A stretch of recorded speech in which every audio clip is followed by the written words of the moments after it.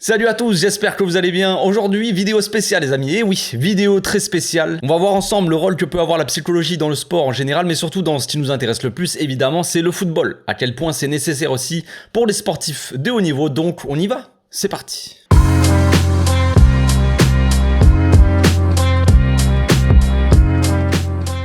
Au passage, n'hésitez pas à vous abonner, liker et commenter. C'est le meilleur moyen de me soutenir et ça fera plaisir à tonton. Tout d'abord, avant de commencer, je tiens à remercier Jelissa qui m'a aidé à faire cette vidéo. Quand je dis qu'elle m'a aidé, c'est que principalement, elle a quasiment tout fait, hein, j'ai envie de dire. Le seul truc que je fais, moi, c'est vous partager les idées, les connaissances qu'elle peut avoir en psychologie. Concrètement, c'est elle la spécialiste dans ce domaine. Moi, vous le savez, hein, je suis votre humble serviteur, tout simplement. Alors, pour vous parler d'elle un petit peu vite fait, c'est une coach psycho-émotionnelle spécialisée dans la performance, la motivation et les émotions. Elle a une certification en psychologie du sport pour le développement d'athlètes qu'elle a passé avec la Barça Universitas. Eh ben oui, donc c'est une vraie, évidemment. Voilà pour les présentations. Moi, pas besoin de me présenter, les amis, hein. Vous me connaissez très bien. Je suis je suis un gars qui dit des conneries sur YouTube, tout simplement. Voilà. Donc cette vidéo, pour moi, elle est assez importante à faire, hein. C'est intéressante aussi pour déjà pour comprendre un peu, pour avoir la vision que peut avoir les sportifs ou même le coach, le staff technique, tout ça. On l'a vu dernièrement sur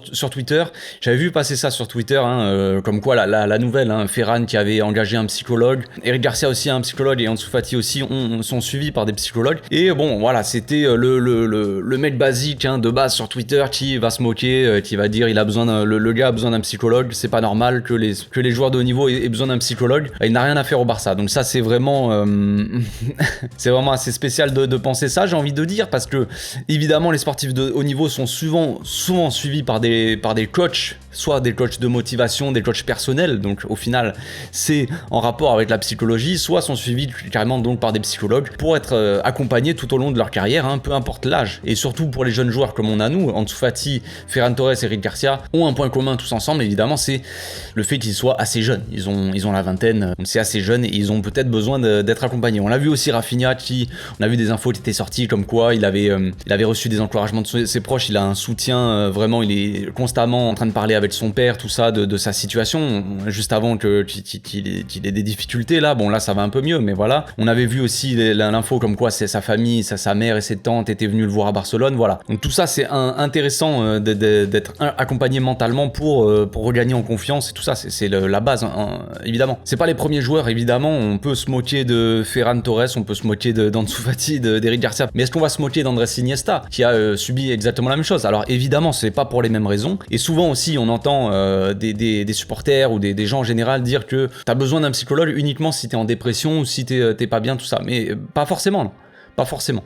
Il y a plusieurs cas, il y a plusieurs problèmes que tu peux avoir, on va dire, mentaux. Tu peux avoir plusieurs problèmes, on va dire, personnels. Tu peux avoir des blocages dans ton jeu. Tu peux avoir des soucis psychologiques familiaux. Beaucoup de choses comme ça, externes, qui font que tu peux avoir des performances un peu moins élevées, moins bonnes, tout simplement, quoi. Donc Iniesta, elle avait eu un problème personnel, forcément. Je crois que c'était son meilleur ami, là, qui était décédé assez jeune. Donc il avait eu du mal à surmonter l'épreuve. Il a eu besoin. Donc voilà. On n'a pas tous les mêmes raisons de suivre, d'être accompagné, on va dire, mais c'est toujours important pour la carrière. On a vu aussi Boyan, par exemple, qui a eu beaucoup de problèmes à surmonter la pression, en fait. La pression qu'on peut avoir au haut niveau déjà, mais aussi dans ce club qui est le Barça. Arriver jeune comme ça dans une équipe, avoir beaucoup de pression, être comparé à Messi, le nouveau Messi, tout ça. Voilà. On a vu la suite de sa carrière, Boyan, et le pauvre, on n'a plus vraiment entendu parler. Donc l'objectif clairement de cette vidéo, c'est d'expliquer pourquoi on ne peut pas séparer la psychologie de tous les domaines du football, et en quoi la psychologie peut être une explication, en tout cas, et peut être déterminant par rapport aux performances, quoi, tout simplement. Ce n'est pas une excuse. J'entends aussi souvent dire ça, ouais, mais ça, c'est pas. On trouve souvent des excuses aux jeunes qui réussissent pas. C'est pas une excuse, c'est une explication, concrètement. Donc pourquoi parler de psychologie quand on parle de football? Eh bien, évidemment, parce que c'est indissociable. Aujourd'hui, vous le savez, dans le monde dans lequel on vit, les sportifs sont utilisés comme des objets marketing, tout ça, pour faire vendre des marques, tout ça. Vous le savez bien, un footballeur, maintenant, c'est plus un simple footballeur, c'est bien plus que ça, c'est l'image, c'est tout ça qui compte. Il y a les réseaux sociaux, il y a tout ça qui rentre en compte. Donc le footballeur basique n'est plus un simple footballeur, c'est c'est bien plus que ça. Et c'est bien plus complexe, il ne peut pas être résumé à juste son nom. Oui, Rafinha par exemple, juste un nom, tout ça, il peut pas être défini par sa nationalité. Le fait que ce soit un Brésilien ou un Espagnol, on va directement baser nos avis sur sa performance par rapport à sa nationalité, son nom, son numéro dans le maillot, sa position sur le terrain, tout ça. Non, ce n'est pas, effectivement, ce n'est pas ça. Pour donner un exemple plus concret, on parle beaucoup d'Ansu Fati et son numéro 10, il est censé être numéro 10, alors le numéro 10 est censé être le meilleur joueur de l'équipe, tout ça. Alors oui, dans le football, on le sait très bien que les numéros, généralement, c'est on va dire, ça peut être assez important. Généralement, le 10, c'est celui qui est le meilleur de l'équipe, mais il faut pas uniquement prendre en compte son numéro de maillot pour dire que Ansu Fati devrait être le meilleur. Il faut prendre en compte tous ce qu'il y a autour, son parcours assez difficile, déjà à la Masia où il a subi beaucoup de blessures pour progresser tout ça dans ses jeunes années, on va dire. Ensuite, il est arrivé dans l'équipe première, il a été blessé un nombre d'années incalculable, un nombre de jours, on va dire, incalculable. Mais Ansu Fati, c'est pas uniquement ça, c'est aussi un jeune. Déjà, un jeune homme qui n'est pas encore totalement, qui n'a pas fini de se développer vraiment, qui n'a pas atteint son niveau maximum déjà. Un gars qui n'a pas pu avoir de la continuité, évidemment, ni dans sa formation, qui a été, comme je l'ai dit, compliqué avec des blessures, tout ça. Mais bon, il est arrivé à la fin de la Masia, il a été mis dans cette équipe-là avec Messi, Suarez, j'en avais déjà parlé, où il avait des appuis, on va dire, pour se soutenir, tu vois. Il avait des soutiens, il pouvait se cacher un peu derrière les performances de Messi et Suarez parce que c'était des grands joueurs à côté de lui. Maintenant, la situation elle est bien différente. Donc c'est grâce à tout ça, cette nouvelle perception qu'on a du sportif en fait et du footballeur, que la psychologie prend plus de poids, on va dire, dans le football. Il y a clairement un humain derrière le footballeur. Surprise. Et pour le comprendre son comportement, comprendre son évolution, ses axes d'amélioration, ses besoins, ses motivations, et définir ce qui peut impacter vraiment ses performances, il faut s'appuyer un peu sur les sciences du comportement, dont la psychologie. Et oui. Alors en quoi la performance peut s'expliquer par le prisme de la psychologie? Elle s'explique par exemple par le résultat, la stratégie, la méthode employée pour y arriver et les ressources mobilisées. Toutes ces variables ont des points importants en commun, l'humain tout simplement, son cerveau, les composantes cognitives, c'est-à-dire la pensée, les réflexions que peuvent avoir le footballeur, et neurologiques, actifs chimiques comme l'endorphine par exemple. Vous le savez bien, le football est un sport collectif, je ne vous apprends rien, effectivement le club et le coach doivent gérer des humains, des individualités, avant de gérer un 6, un 10, un non, tu vois, et ça c'est normal, c'est l'humain avant tout. Pour ça les sciences du comportement sont un outil essentiel, fondamental, vous connaissez, pour le coach, pour les joueurs et même pour tous les fans, tout simplement pour comprendre pourquoi les joueurs sont moins performants, pour avoir d'autres réflexions un peu sur le sujet. En quoi la psychologie est bénéfique pour le coaching? Tout simplement parce que le coach est un humain qui coach des humains.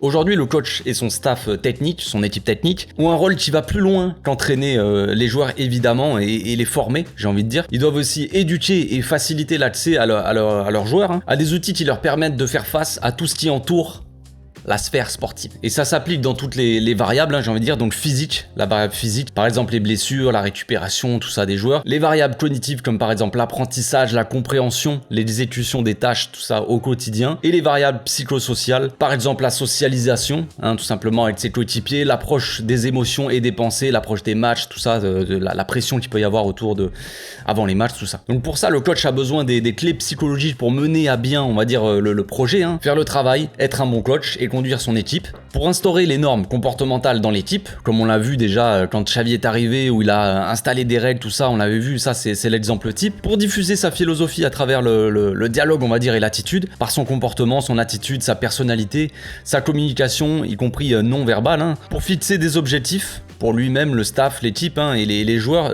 de manière individuelle. On l'a vu comme par exemple dans le documentaire sur Prime Video, on voyait un peu les coulisses du dialogue du coach avec les objectifs pour les joueurs. Fixer un objectif donc suppose que chacun connaisse ses capacités, ses limites et de l'ambition et soit clair avec le but du travail à réaliser. Pour comprendre les collaborateurs, c'est-à-dire avec qui il travaille, pas uniquement les joueurs et pas uniquement son staff mais aussi ses supérieurs. Pour comprendre les joueurs, pour que tout le monde communique entre eux, communication dans le football, c'est assez important, pour dealer avec les problématiques quotidiennes, pour construire un climat motivationnel adéquat aussi. Ça passe par la compréhension des motivations de chaque joueur, savoir ce qui les motive le plus pour créer le climat dans lequel ils seront, pour développer le sentiment d'appartenance dans l'équipe et le club, hein, surtout qu'au Barça, vous savez, ce sentiment d'appartenance, il va bien plus loin que porter le maillot ou se dire couler, hein, mais c'est une club, tout simplement, j'ai envie de dire. Pour créer un climat productif et collaboratif, pour gérer les pressions externes aussi, des journalistes, l'opinion publique par exemple, qui sont catastrophiques en Espagne et en Catalogne, vous savez, la pression de la presse, elle est assez violente, et pour gérer aussi les pressions internes, les volontés de la direction, les obligations comptables, on va dire, qui laissent pas trop le choix,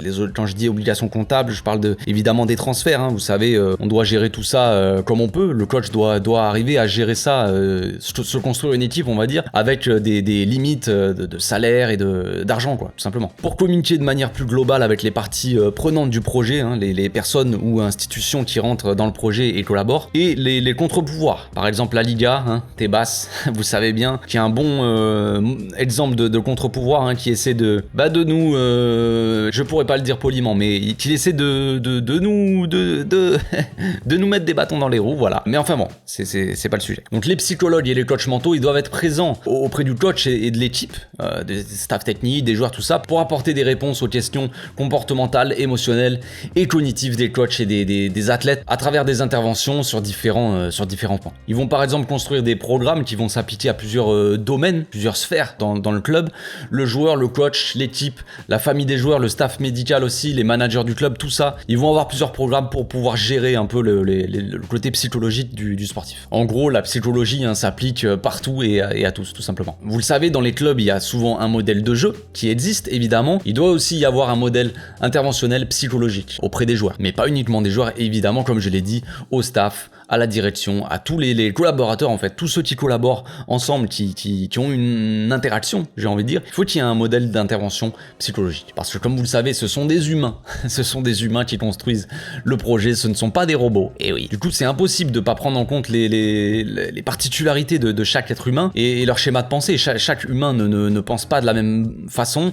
n'a pas les mêmes besoins, tout ça. Donc c'est logique. Donc on doit prendre en compte chaque être humain, tout simplement. La psychologie doit être intégrée dans le training des joueurs parce qu'on ne peut pas séparer l'esprit du corps qui exécute, tout simplement. Donc au même titre que la nutrition ou la tactique, comme on a pu déjà en parler peut-être sur la chaîne ou en live ou je ne sais quand, la psychologie elle est indissociable de la formation et du développement du joueur. Et elle devrait carrément faire partie du training, de l'entraînement des joueurs, puisque elle permet de comprendre puis travailler sur les pensées et les schémas qui affectent négativement les performances, hein. Elle permet de préserver les interactions sociales, qui sont quand même la base de la construction d'un vrai groupe, hein. Quand on parle de cohésion de groupe, c'est ça, c'est les interactions sociales entre les joueurs. Éviter tout type de distraction ou conflit interne ou externe, que le joueur soit en conflit avec lui-même ou avec d'autres personnes, tout simplement. D'après la neurobiologie, il y a des actifs chimiques qui génèrent un mood positif et une bonne santé mentale, et des endorphines qui réduisent le niveau d'anxiété, la confusion et les pensées négatives. Pourquoi la psychologie est nécessaire pour comprendre le joueur et expliquer ses performances? Tout simplement parce que toutes les variables qui entourent le joueur peuvent révéler de la psychologie, et que les mettre de côté, c'est cacher tout ou partie des solutions aux problèmes. Donc le travail psychologique dans un club suggère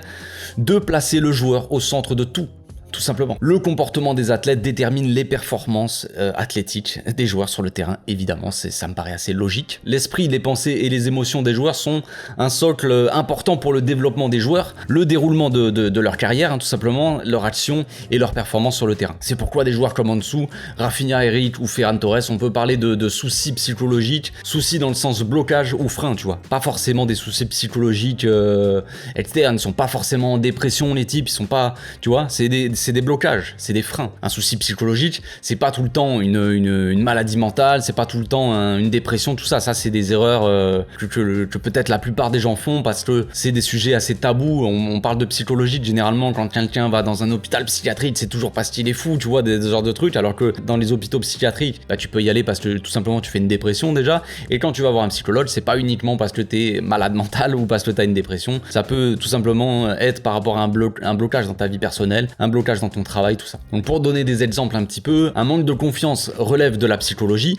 un manque d'estime de soi relève de la psychologie, un problème de communication ou de compréhension de l'autre être humain relève de la psychologie aussi, le stress ou l'anxiété relève de la psychologie, un manque de concentration relève de la psychologie aussi, les croyances limitantes relève de la psychologie. L'émotion, une peur paralysante par exemple, relève de la psychologie, mais ça va plus loin aussi. La compréhension de la tactique relève de la cognition et elle est donc liée à la neuropsychologie, on va dire. C'est un lien directement. L'individualisme sur le terrain peut relever de la psychologie aussi. Les difficultés à exécuter des tâches élémentaires sur le terrain peuvent s'expliquer elles-mêmes par un trouble dans l'apprentissage, par un manque de prise d'information ou par un manque de confiance dans son exécution par exemple. Et tout ça relève de la psychologie. Eh ben ouais. Donc en entraînant psychologiquement les joueurs, ils vont développer un sentiment, un fort sentiment d'appartenance. Ils vont se sentir déjà considérés aussi. L'être humain doit se sentir considéré, valorisé. Ils vont être mieux préparés tout simplement pour répondre aux exigences du haut niveau. Ça me paraît assez évident aussi. Ils vont mieux se comprendre eux-mêmes,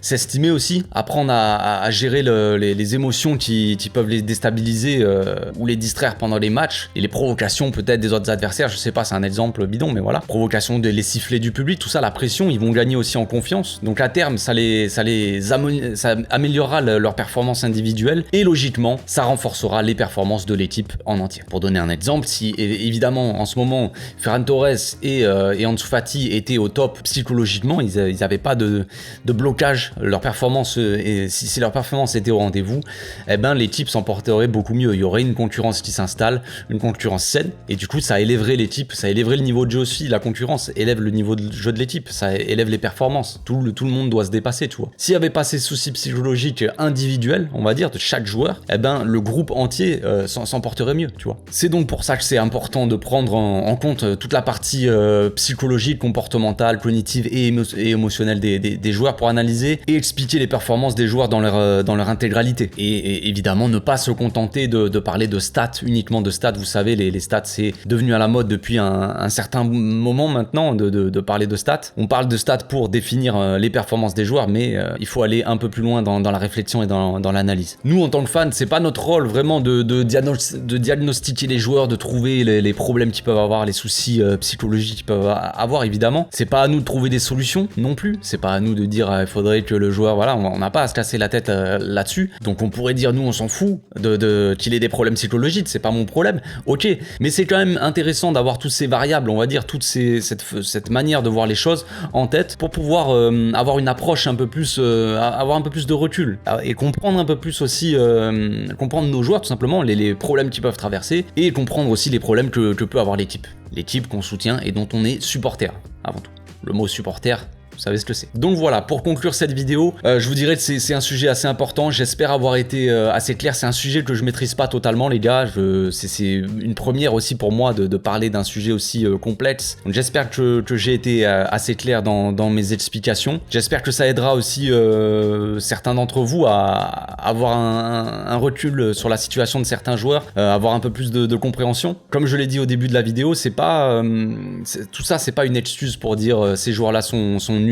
Voilà mon excuse. C'est juste pour comprendre en fait par quoi peuvent passer certains joueurs, par quel problème ils peuvent avoir, soit externe, soit interne, les objectifs que se fixent eux-mêmes les joueurs, les objectifs que fixe le club et le staff technique aux joueurs, tu vois, la pression des transferts, la pression des supporters, la presse, tout ça. Il y a beaucoup de pression, soit la pression qu'on se met nous-mêmes, soit la pression externe qui vient de plusieurs domaines, on va dire. Donc comme je l'ai dit, la presse, les supporters et le staff. Donc ça fait beaucoup de choses à prendre en compte et évidemment tout le monde, on parle beaucoup des robots. Mbappé est un robot, Messi c'est un robot, Ronaldo c'est un robot, voilà, des joueurs qui sont qui paraissent très peu affectés, on va dire, par tout ce qui peut les entourer. Et ils ont jamais une baisse de performance souvent. Et ça, c'est des joueurs qui sont aussi, à mon avis, grandement accompagnés, très soutenus aussi, qui ont un cercle familial peut-être aussi très fort autour d'eux.